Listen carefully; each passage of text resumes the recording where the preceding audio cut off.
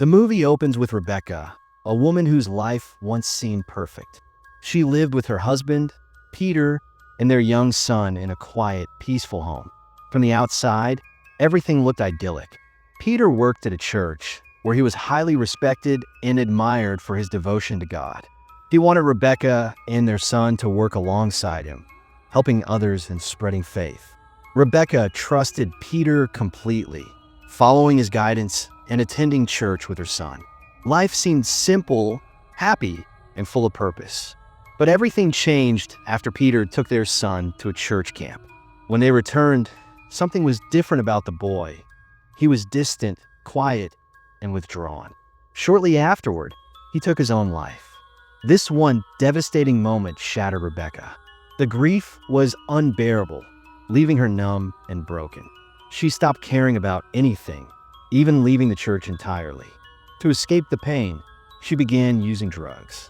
Meanwhile, Peter, admired in the community, became frustrated with Rebecca's downward spiral. He warned her, telling her she had 1 year to fix herself, or he would leave her forever.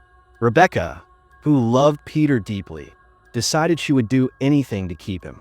Peter entrusted Rebecca's counseling to his friend Mary, who worked at the church, and moved to another house, stating he would only return when Rebecca was fully well. Time passed, and nearly a year went by. Although Rebecca had stopped taking drugs, her mind had not recovered.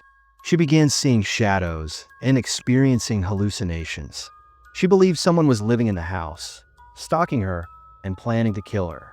She tried to tell Peter and Mary, but they refused to believe her. Even Peter accused her of still using drugs. Eventually, Rebecca began to question herself, thinking maybe it was her depression and anxiety causing hallucinations. Some days went smoothly, but the fear always returned. At night, Rebecca felt a presence in the house again, this time inside Peter's office. Terrified, she called him, but he did not answer. Desperate, she sent a text. "I feel like a thief has entered our house, and I'm going to kill him." She armed herself and waited quietly in her bedroom. When she heard footsteps, she rushed out and found Peter standing at the door. She ran to him, pleading for him to believe her. Peter searched the house thoroughly, but found nothing. Frustrated, he yelled at Rebecca, accusing her of still using drugs and saying that her mind was taking a toll on her. Rebecca promised him that she hadn't touched any substances in a year and that Mary's counseling had helped her improve. She begged Peter to trust her, to see that she had changed. But Peter refused to believe a word of it and warned her that he would leave if she did not continue improving.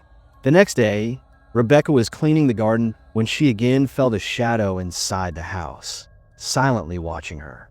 Mary arrived, and Rebecca told her about it, but Mary ignored her fears, reading Bible verses instead.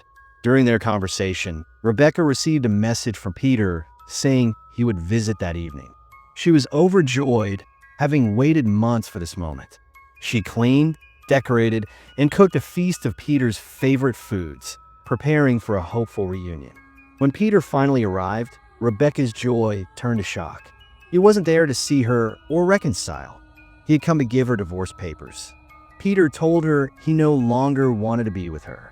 Devastated, Rebecca begged him, explaining that she had changed completely, had given up drugs, and was willing to return to church. But Peter refused to listen, blaming her for their son's death and saying her negligence caused it. Their argument escalated. Peter insisted he would leave her, and Rebecca shouted back, questioning how their son could have died under Peter's care. Their confrontation grew bitter, emotional, and chaotic. In her despair, Rebecca grabbed a pistol and threatened to end her life. Suddenly, an ear-piercing scream echoed through the house, a sound so horrifying no human could have made it. Peter froze, realizing this was something beyond human.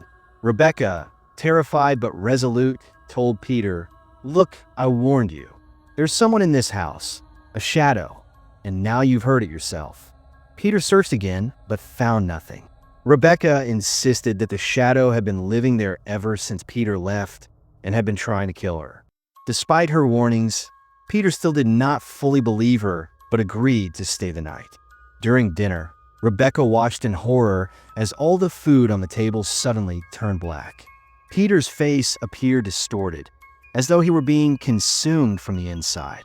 She was frozen with fear. Peter noticed her terror and reassured her, asking her to sit beside him. Rebecca saw Peter return to normal, and he attempted to calm her by saying they could pray together to make the fear go away. But as they prayed, the door to Peter's office upstairs opened on its own, and something entered inside. Peter went upstairs with a gun but could not open the door. The doorknob would not budge. A powerful force pushed against him. He began reciting prayers as whatever was inside screamed again. The house shook violently, and paintings and objects tumbled down.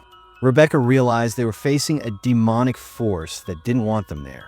Peter, convinced he was being chosen by God, refused to leave. He believed this was a test, a divine challenge meant to give him great power. Lightning struck the garden, igniting a fire. Terrified, Rebecca tried to stop him. Inside the house, she saw a gigantic black hand emerge from the bathtub, reaching to strangle her. Outside, Peter painted the office door with his own blood, claiming angels had sent him powers and demanded sacrifices. Rebecca realized that whatever Peter believed was divine was, in fact, demonic. The house trembled as black powers emerged.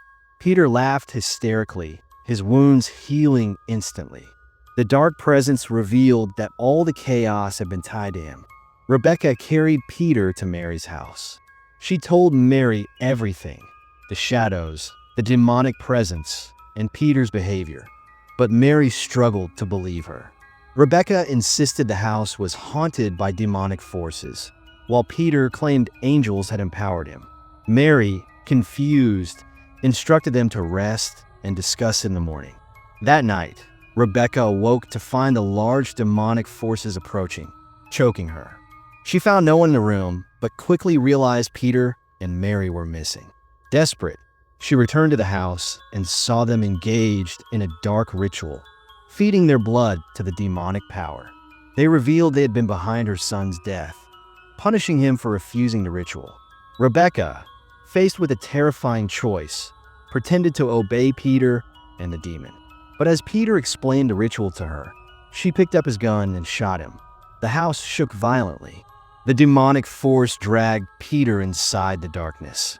And then, finally, the house fell silent. Rebecca was alive, but completely alone. She realized the demon's power was tied to Peter. Once he was gone, the house became safe. The movie ends with Rebecca standing in the now quiet house, haunted by memories but determined to live alone and survive. If you liked the video, please hit the subscribe button for my happiness, so I will meet you in the next video.